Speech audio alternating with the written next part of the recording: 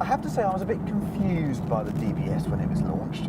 It was something that was covered in sporting accoutrements. It had great big ceramic discs, and a lot of the narrative behind it was about how it was a range-topping sports car, and yet when I drove it, it was quite soft.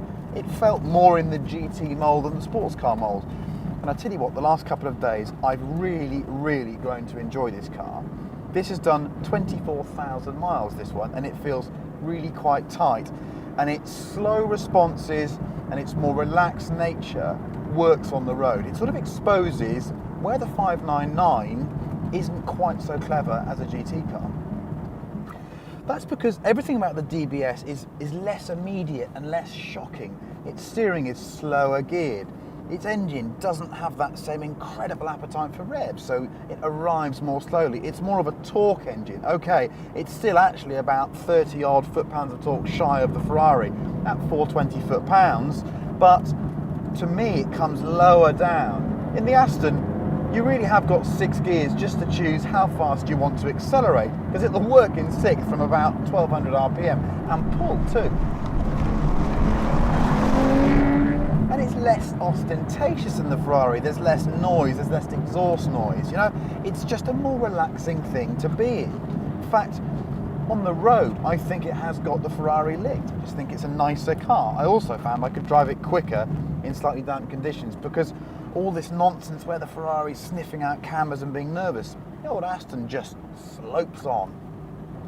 But it has to be said, for out and out sports car excitement, I think the Ferrari has got this thing licked. It's not a huge difference, but at high revs, the Ferrari just moves into a slightly different area from either of the other two. It becomes something world-class fast. There aren't many cars that feel as quick as a 599 in third gear between 6 and 8,500 RPM, and certainly neither the Aston or the Bentley are in that league.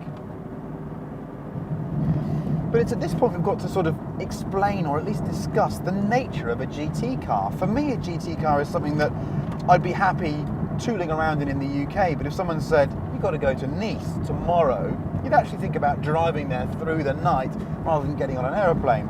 And if I was going to do that, I think I'd take the Aston over the Ferrari, and that's a considerable accolade for this thing.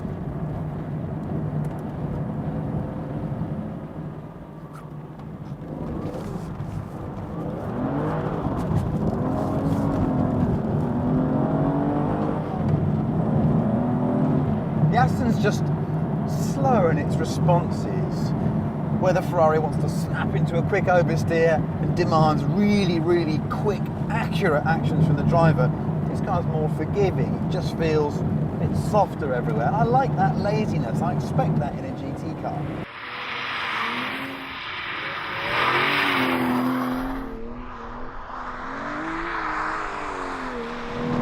Doesn't mean it doesn't want to play though, because this is one of the better feelings.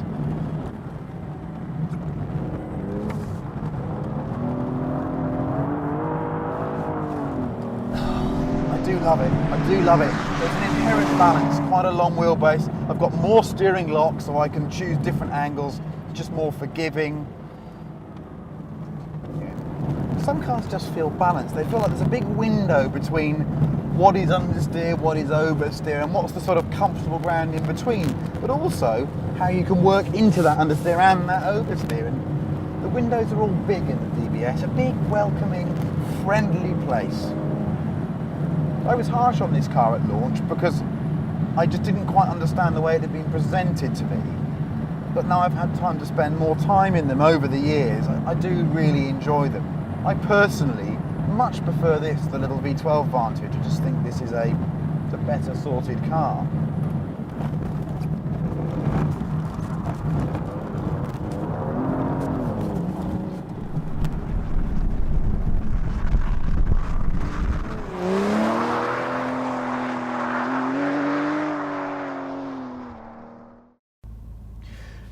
The Bentley Continental Supersports weighs 2,247 kilograms, and that's including its 100 kilogram weight reduction over the standard Continental GT. So this is effectively a DBS towing a Caterham R500.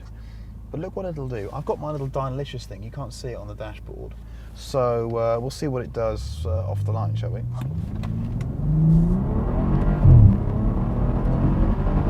Third. Fourth. Fifth. So that's just done, slightly uphill in the wet, 0 to 60 in 4.2 seconds, and a standing quarter in 12.5 seconds at 119 miles an hour. That is patently absurd. So this is the big luxury GT that's been made a bit more sporting. I tell you what, the people at Bentley are very, very clever. They understand this subject. This is the surprise package of the group. I think it's the best road car of the three if you actually wanted to use them and do long distances. Because of that weight and its four-wheel drive, it's got immense traction. It just seems to bludgeon the road surface ahead of you into submission.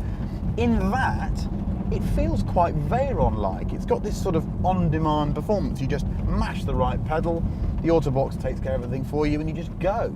You just seem to look down at the speedometer doing incredible numbers.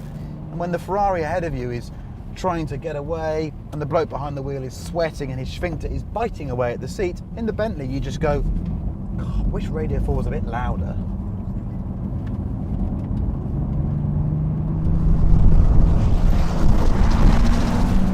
(2,247 kilograms). Of course, the big question is, will it do great big drifts?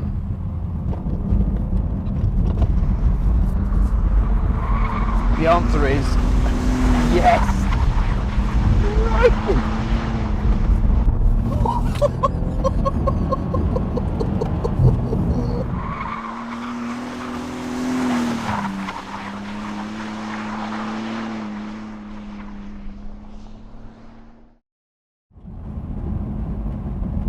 The Bentley sort of sits with my understanding. Again, it's my personal understanding of what a GT car should be. It's not a sports car, and yes, you do hear the odd stone pinging around where they've pulled some sound deadening out, but the ride is 50% better than the other two, and it's just a much more comfortable car. I'm sitting in a heated bucket seat.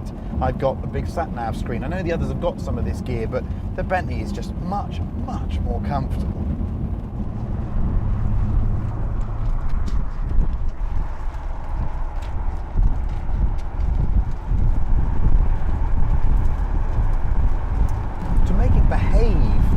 Such an athletic manner for such a big car, they've had to throw some big numbers at it. You've got that massive power and torque figure combination, then you've got the 400 mil plus discs. It's just a big thing.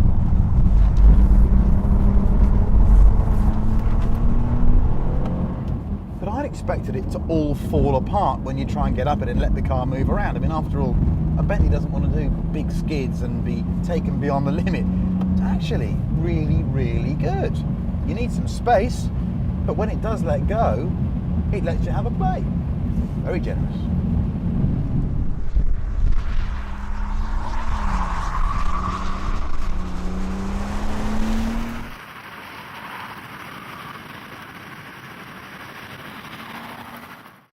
Now, because at EVO we're profoundly immature, we decided to have a drag race down the Bentley runway. Aston v Bentley v Ferrari, and as you can see, the conditions rather favoured the four-wheel drive Bentley. And this was my view of that launch.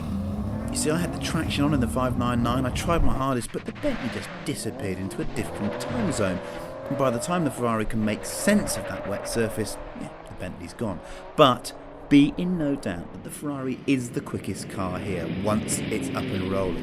And even though the Bentley just won that, the Ferrari was marching on, and a few yards later it would have been ahead. To reach any kind of firm conclusion here is very difficult because they are three magnificent cars. But I need to refer back to my early explanation of what I think a GT car is, because a GT car is that most difficult of compromises. It's something that's great fun to drive, but also soothing over long distances. They're two conflicting abilities, let's say.